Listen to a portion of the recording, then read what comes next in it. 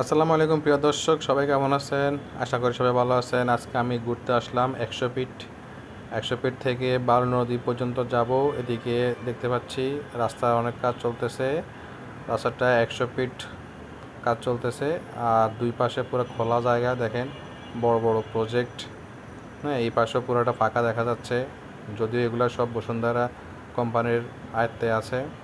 আর এই পাশেও বিভিন্ন ধরনের কোম্পানিগুলা তাদের প্রজেক্ট এখানে আছে। এখানে অনেক সুন্দর দেখা যাচ্ছে।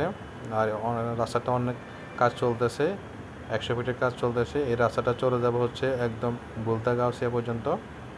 হ্যাঁ, এই দেখেন কত সুন্দর, অনেক বড় এরিয়া।